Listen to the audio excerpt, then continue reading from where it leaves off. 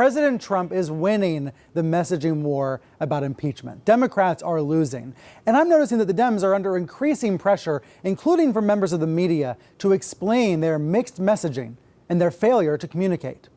You know, whenever impeachment is in the air, there are stories about the process, stories about the substance. Process on one hand, substance on the other. This is actually true in all sorts of political coverage.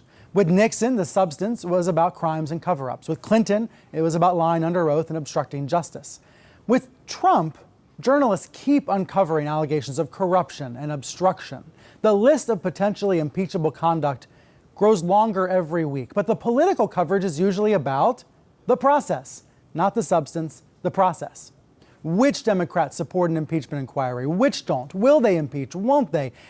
And now, to be fair to the reporters who are chasing this story every day, they are covering the process because the process is a mess. The mixed messages have become the story instead of the substance. Now, the Justice Department is even using the Dems' mixed messages to dismiss, to undercut the attempt at a House probe. Meanwhile, headlines keep popping up about more and more potential scandals. Again, the substance is being covered by the press. Here's Politico's scoop about the Air Force, about the Pentagon spending money at Trump's resorts. And of course, this issue about spending money at Trump properties has been all over the news. The Washington Post covering this, the New York Times covering this. They keep breaking news about this topic. What the head of the ethics group Public Citizen recently called the normalization of corruption. Now, this week, a federal appeals court revived a lawsuit saying that Trump is violating the Constitution by doing business with foreign governments. The stories keep coming and coming about profiting from the presidency, abusing executive power to punish enemies, and allegedly obstructing investigations. So all this is going on, and yet on television, you see Fox warning about impeachment, but the Democrats, the divisions within the Democratic Party, are the big story. Meanwhile, the president is winning the messaging war. On Friday morning, he went on a tweet storm. CNN's Daniel Dale found that in 3 tweets, the president made 6 false claims while arguing that he shouldn't be impeached. So he's making up all this stuff. He's lying constantly, and yet he is winning the messaging war. It is a remarkable situation to see that in September of 2019, that this is the conversation about what the Democrats may or may not do as they inch their way toward impeachment. So let's talk more about this with our panel that's with me here in New York today. Joining me to discuss this, Executive Director for Justice Democrats and CNN commentator Alexandra Rojas, a Senior Editor for Slate Magazine, Dahlia Lithwick, and a staff writer for The New Yorker and a CNN analyst here, Susan Glasser. Thank you all for being here. I'm fascinated by this daily coverage of this story. Susan, this impeachment debate, or maybe the lack of a debate, is something that's confusing in Washington, I think, and all across the country. Confusing. I mean, that's right. I have no idea how to explain this. And, we're supposed to be following it. And so, Brian, I think you've really hit on something. We are having almost this medieval ecclesiastical debate, right? How many angels dance on the head of the pin? When is an impeachment process, an impeachment proceeding, an impeachment debate? It's confusing.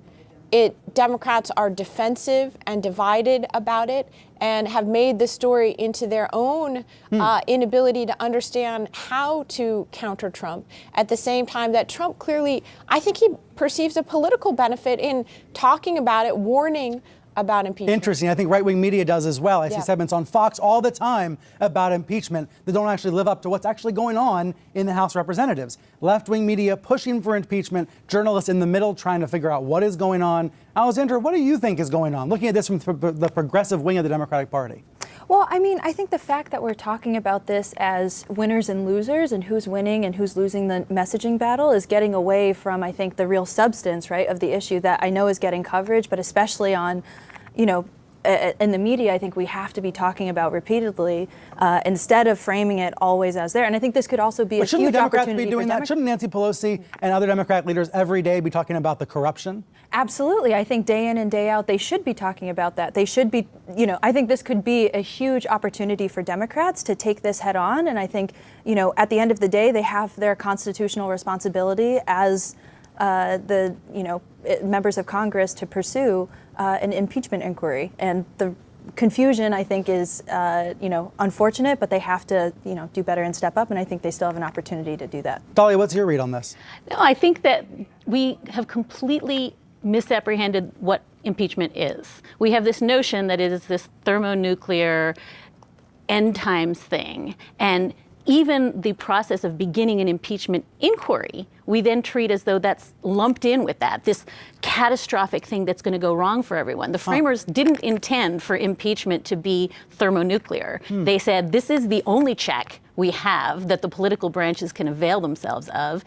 The framers actually deliberately toned down the British version of impeachment. You're not stripped of your title. You're not stripped of your lands if you're impeached under the U.S. constitutional system. They wanted it to be much easier than the British system that they had inherited. And yet we treat it as though to even speak of beginning the process of thinking about talking about impeachment takes us right into DEFCON 90. And that's absolutely not what the framers intended. Interesting. You know, Nancy Pelosi's hometown newspaper, the San Francisco Chronicle, is out with an editorial this weekend about impeachment. Let me put part of it on screen. The editorial says, procedure and process aside, Trump has provided no shortage of prospective high crimes and misdemeanors. Under such circumstances, Democrats should be less worried about admitting they're considering impeachment and more concerned about creating the impression that they aren't. Dahlia, I think that's an important part of this. What does it mean if the Democrats in the United States do not take action against this potentially corruption that's going on every day? Well, it means that you have the Republicans and the Democrats agreeing that whatever it is that Trump is doing isn't sufficient to warrant this conversation, and that has to be wrong. It has to be exactly inverted. Democrats are supposed to be saying, look, the kinds of things that Nixon was the articles of impeachment against Nixon, the articles of impeachment that were actually convicted Bill Clinton, those are the kinds of things that Donald Trump does weekly, casually, and it's a handful of things among many more things. But is it a failure of the press that that's not clear enough to enough people? Well, I think that the press loves a horse race, and the story the press wants to tell is exactly the story of will they, won't they, how close are they, who's in, who's out. That has nothing to do with the substantive daily corruption, grifting, self-dealing, lying, endangering the military that we're seeing. Those are the stories that the press